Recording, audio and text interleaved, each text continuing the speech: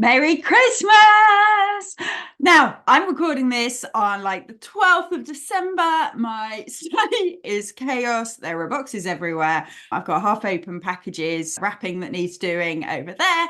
But I've decided I'm getting ahead of myself and I'm recording my Christmas episode. So this is coming out on actual Christmas Day because that is a Monday. So if you're listening to this on Christmas Day, Merry Christmas to you. If you're listening to it in the follow-up to, I hope you have had a wonderful festive season, whatever you celebrate.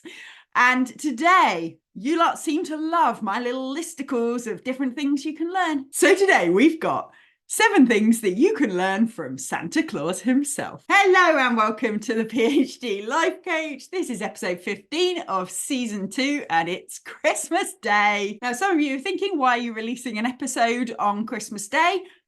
Firstly, because it's a Monday and I set myself the challenge that I was going to release an episode every single Monday apart from during a break in the summer.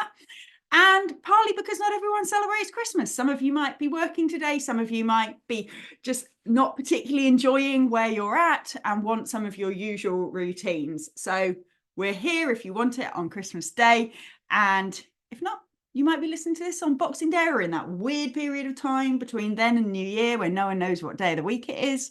Whenever it is, I hope you find it useful because we are thinking about Santa. Santa completes the biggest project of the year every single year, delivering all those presents all around the world. And I think we can learn a lot from how he does it. This is slightly tongue-in-cheek, but I still think there's some important lessons in here. The first lesson we're going to learn is from Santa's naughty and nice list. Now, let's think about the logistics of how this works. Everybody's told Santa has a naughty and nice list. But one of the really important bits is that he starts with a presumption of nice. Everyone is on Santa's nice list unless they do something naughty. And I just think that can be a brilliant model to follow. Often we sort of go with this idea that, someone has to prove themselves to be trustworthy. I have to, wait and see whether they're useful or not. If we can start from a place where everyone in your working environment has the potential to be on your nice list, has the potential to be useful, has the potential to contribute something interesting, something valuable to your or to your wider academic life, then we just start from a much more open and interested place. We're much more likely to recognize the opportunities, to recognize the value that we can get or create with these other people if we start from the presumption that they're on our nice list, that they're there to help us. So that when they make a critical comment, we don't jump to, oh my goodness, they're saying that because they think I'm stupid or because they're a horrible person. We go, oh, that's interesting. I wonder if there's anything in that. I wonder if that's something I need to look at in my research. I wonder if there's a way I can take that into account or whatever. We look at it as though it's coming with the best of intentions. It's coming from somebody who's on our nice list. It just changes so much of the ways that we interact. It's the same as if we're giving critiques to things. Sometimes when you're critiquing other people's work, whether you're doing reviews or just reading a peer's thesis, you can sometimes read it and be a bit like, oh my God, how did you not do this? This is so scruffy. Did you not put any effort in? But if we can start from a presumption that they're on the nice list and we're on the nice list, we can think, okay, they probably did their best here and there's reasons that it's not clear. I wonder what those reasons are. I wonder whether they don't fully understand this, or I wonder whether they think that this order makes sense, but I can just explain to them why it's not quite right. When we start with a presumption of niceness, it changes all of our interactions. Now, I'm not saying there shouldn't be a naughty list. Santa has a naughty list. If it's good enough for Santa, it's good enough for us. And now he has his whole team of elves on the shelf reporting back. That's a whole thing, huh? I don't have small children in the house. Happy days. No one reports back on me. But you can have a naughty list. You can have people that you don't feel comfortable interacting with for a bunch of reasons. There is nothing wrong with having boundaries around who you work with. One of the reasons that some of my collaborations worked as well as they did were because I forged them on the basis of people that I liked. Yes, they were strong scientists. Yes, we had things in common in terms of our research interests, but my best collaborations came out of friendships. They came out of people that I just wanted to spend more time working with. And so we designed projects to make that happen. Case in point, Professor Jen Cumming. If you haven't listened to her episode from last year where she helped me do a strength-based review of the year, make sure you do. You can follow it through and answer the questions yourself so that you can review this year. It's a really fun activity to either end 2023 or to start 2024.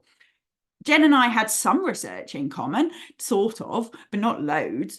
But we really liked each other and we really enjoyed working together. And just as importantly, we brought complementary skills, both personality-wise and academically speaking, which meant that we were a really good research partnership, a really good collaboration.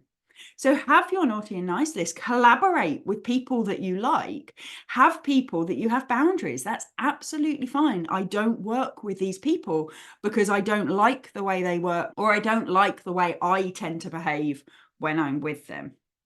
So there is nothing wrong with having your boundaries, but let's start from a presumption that everybody is on the nice list and everybody has something to contribute. Lesson 2, look after your reindeer. They are all part of the team. Santa gets all the glory, but he couldn't do this without his reindeers. He couldn't do this without the people that pull his sleigh. We all have people that pull our sleighs. We all have people who make the work that we do possible. It may be your supervisors, your collaborators, your managers. It will almost certainly be administrators, technicians, people around the university who support you and help you to achieve the things you achieve. We have our teams at home. We have our friends, our family, our partners, if you have them. Sometimes it feels like we are single-handedly carrying this enormous sack of research like Santa all on his own. But we all have a team of reindeer, even if you don't see them regularly. Make sure they feel appreciated and make sure you remember they exist. You don't have to do this all on your own. If you don't feel like you have many reindeer at the moment, like you feel like you're doing this on your own, try and find them. I promise they're there. I promise there are people that are cheering you on and who are trying to help pull you through this.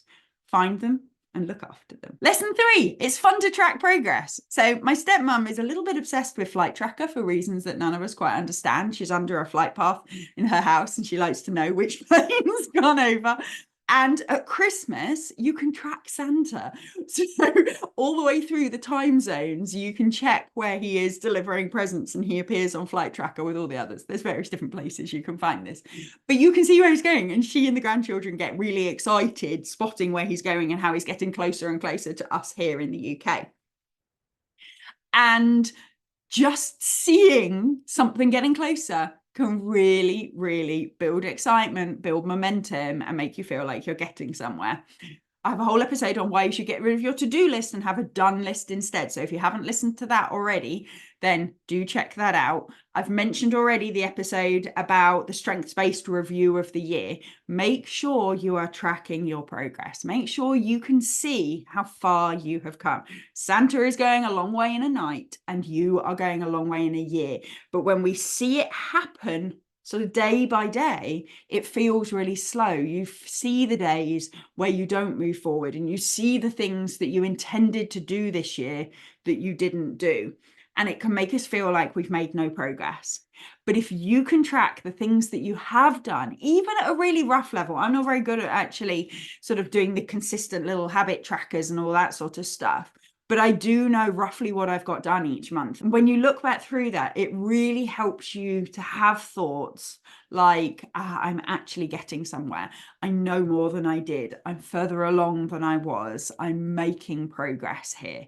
And those thoughts can really lead to feelings like purposefulness and motivation that make it so much easier to do other things. Track your progress the way my stepmom tracks Santa. Lesson 4, wrap as you go along. Like I said at the beginning, I'm currently in a big pile of wrapping paper, empty boxes, parcels that are ready to go. And it's the 12th of December. I'm starting wrapping. I'm doing a bit as I go along because when you do it all at once in a massive thing, it's a bit of a nightmare. It's so much less intimidating to just wrap a couple of presents. You also have less worries about them getting found then, because if they find them and they're wrapped, it doesn't give as much away. Now, I know there's a whole bunch of you going, yeah, but then I have to get the wrapping stuff out, and it'll just be much easier if one day I can just blitz it, get it all done when I'm really in the mood, and I can get everything out and just do it in one go. And I see the same pattern with writing. People say, oh, I'll get writing done when I've got a clear day and I can really get into it and get loads done at once. And the problem is, fully clear days very rarely come along. And when they do, you suddenly feel all this pressure to like do everything and get it done. And you beat yourself up if you don't get as much done in that day as you intended to. And I'm sure in the run up to Christmas, many of you listening to this are like, oh, I'll get them all done in one go, I'll get them all done in one go. And then you don't have time to do it. And then suddenly it's Christmas Eve and you're doing it in the middle of the night, ready for Santa to deliver, in case anybody little is listening. But when we tell ourselves, oh, I'll just do it all in one go, it'll be easiest, it's really hard to keep that progress going that we mentioned, keep that momentum going.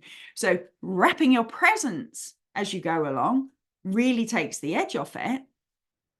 Doing your writing as you go along, doing your references as you go along, stops you having that huge pile of it to deal with at the end. And if you're still saying, yeah, but it just feels like a lot of hassle to do it like that, ask yourself, how can I make it easy? So with your wrapping, how can you have one thing of wrapping paper, one sellotape, one scissors that live somewhere that you can get to them easily, so that when you buy a present, you quickly wrap it and it's done?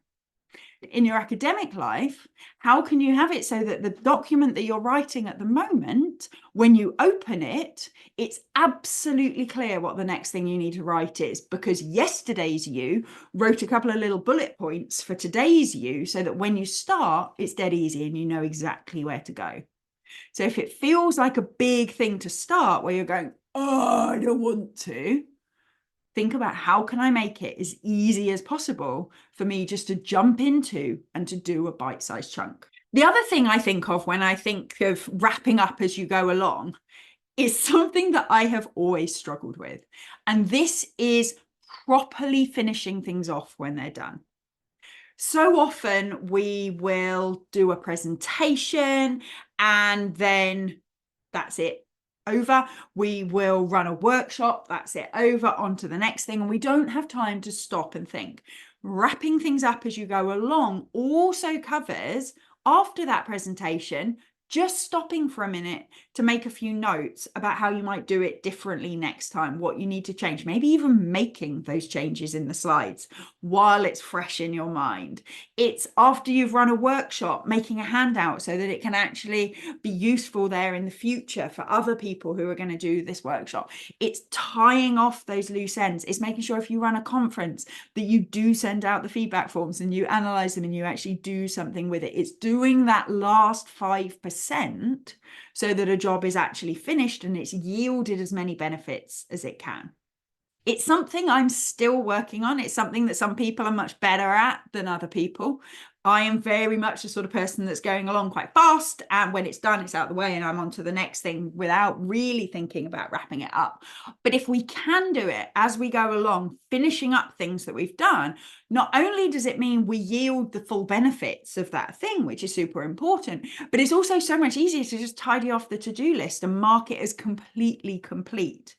Otherwise, we have so many tasks that are like 98% finished, other than that last little bit, that just then clutter up our to-do list, clutter up our brains, and make it feel like we've got 1,000 things to do, when in reality, the issue is that we just haven't quite finished the things that we've done. Wrap them up as we go along. Let's keep those to-do lists clear, keep us moving forwards. Lesson number 5, Santa recognizes that different times of the year are for different things. At the moment, Santa is super exhausted because he's just whizzed all the way around the world, delivered all his presents, and he's now back off to the North Pole or wherever you believe he lives to chill out. He's not going to do a lot over the next month.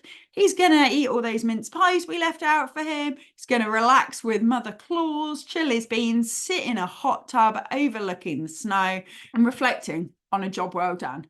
Then he might start thinking about how he gets ready for next year. Maybe we're looking back and reviewing how well these deliveries went. Is there anything he can do to make it more efficient? He can start working out who's on his new naughty list, who's on his new nice list, planning who's going to get what. He does different things at different times of year. I know these lessons are getting super tenuous, but go with it. Okay, there's some really stuff in here, in amongst the cheese. In academia, it's really important to recognize that there is a cycle to the year and that you don't have to do all the things all the time. When you're in the midst of your heaviest teaching terms, you don't have to be beating yourself up because you're not writing tons of papers. It's useful to think about how you can wrap as you go along and keep some little bits moving, but it doesn't have to be at the same proportions as at other times of the year. There'll be other times of year where there's just a little bit more space. I'm aware there's often not that much space, but there'll be just a little bit more space to be thinking about some of those longer term projects, thinking about your grants, thinking about promotion applications, those sorts of things. For PhD students, your PhD will be in phases. There'll be times when you're just desperate to get going on data collection, but you haven't finalized your design yet, or you haven't got your ethics approval, or you haven't got your assay working, or whatever it might be. And you're in the midst of that. We have to recognize the phases that we're in and focus on the things that are appropriate for that phase rather than beating ourselves up. Santa does not sit there in June beating himself up about the fact that he is not yet delivering presents. He is in the midst of logistics planning or whatever Santa does in June.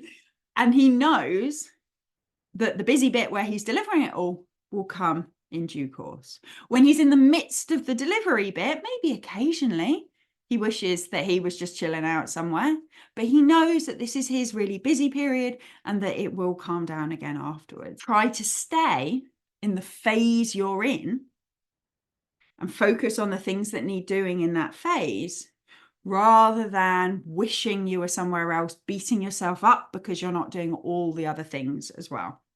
Now, some of you, especially the academics who listen to this, might be saying, that's all very well, Vicky, but marking eats into my Christmas now, exam prep eats into my Easter, my summer used to be for research, but now there's annual reviews and module planning and all these other things that squish up the holidays.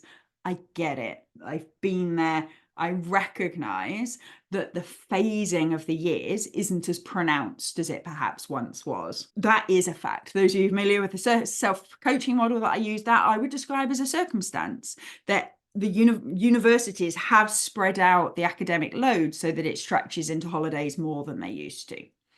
However, what I also see is lots of people making that worse, making it mean that they never have time to themselves, that they can never have a break because there's always something to do.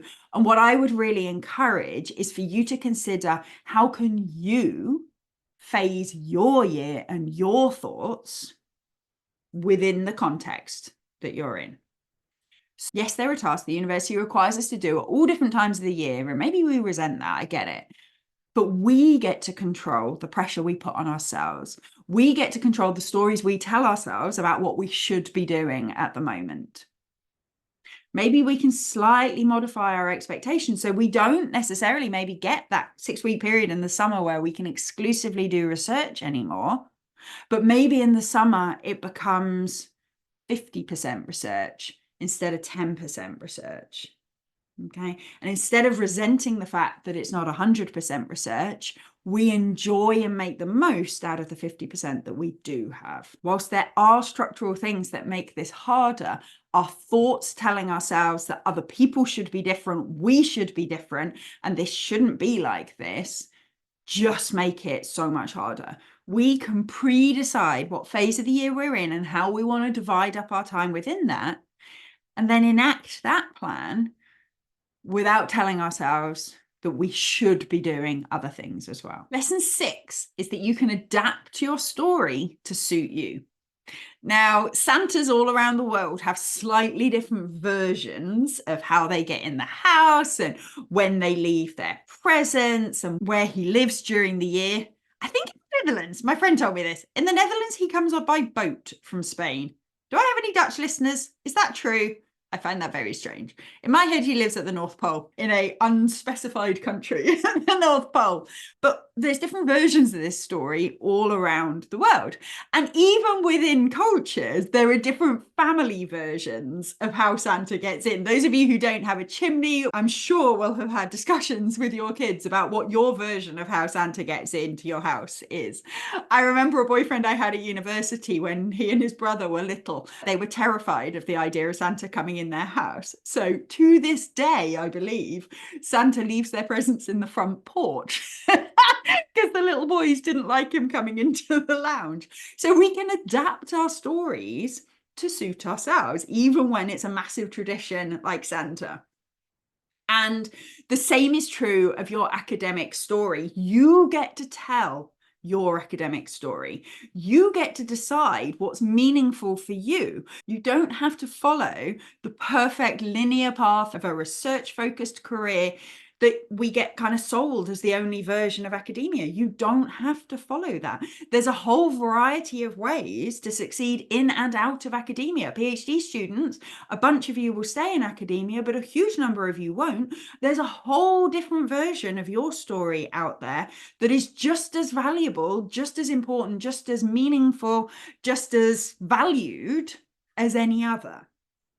Within academia, you can have a story that is a teaching focused story or a research story or a combination of those. You can be an applied practitioner, you can be qualitative, you can be quantitative. You can tell your story the way you want to tell your story. If you want to think more about this, I have a few episodes that will be relevant. I did an interview with Kirsty Sedgman earlier this year on her book on being unreasonable. Really recommend the book, really recommend that episode. She talks about different routes to success within academia and how sometimes maybe we need to be a little more unreasonable. And there's also a series of episodes from earlier on in this year where I talk about how to tell your academic story. Because not only is it important for us to tell our academic story to ourselves so that we value what we're doing, being able to tell your story in a coherent way is a really good route to getting new jobs, getting promotions, and generally being recognized for what you do. So if you're not clear on what your story is, or you feel like you do a little bit of everything and you're not quite clear what you are or where you want to progress, then those episodes are really, really useful for you. I do also have a promotions package where I do 6 sessions over 12 weeks, and I help you work out what your academic story is, building towards a promotion application or a job application or something like that. I have a wait list at the moment, but if you're interested in that, get in contact with me through my website or any of my social medias, and I can add you to the wait list. I'm hoping to get new clients in kind of mid to late January, something like that. There should be some spaces. So get on that waiting list if that is of use to you. You can tell your story however you want to tell it. And lesson 7. Santa knows that everything is more special when you believe. We've all seen little children who see Santa for the first time, or they come down and see the presents under the tree and their little faces light up, and it's all so magical and wonderful. Everything is better when you believe. We are living in a time where academia is under huge pressure. Whether you're a PhD student or academic, it can all feel a bit rubbish. And I don't want to tell you that you have to see the positives in it all the time, because there is a whole bunch of things that are really, really challenging at the moment. That's not you not being strong enough. That's not you not being resilient enough. It's tough out there, and that's okay. But everything is better when we can believe that what we're doing is important, that the small interactions we have make a difference, that the research we do is interesting and valuable, that the teaching we do makes a difference. So find the bits that you believe. I'm not asking you to believe things you don't believe. Find the bits that you do believe and make sure you spend as much time thinking those as thinking the thoughts about the things that feel a bit rubbish. When we nurture that magic, we nurture that belief, and we start to spend more time on those bits that we believe that make it all feel special and important and meaningful, everything becomes so much easier. I really hope you enjoyed today. We have gone through some tenuous links to Santa, but I think there's some useful stuff to remember in there. Have your naughty and nice list, but start from the assumption of nice. Look after your reindeer. You're not doing this alone. Track your progress the way we track Santa on Flight Tracker. Wrap as you go along, tie things off. Remember that different times of year are for different things, and that's okay. We don't have to be 100% everything all of the time. Remember that you can adapt the story to make it yours. You don't have to have the same academic story as everybody else. And finally, it's all so much more magical when you believe. So find the bits that you believe in and make sure you think them often. Thank you so much for listening. I hope you are having a wonderful Christmas period.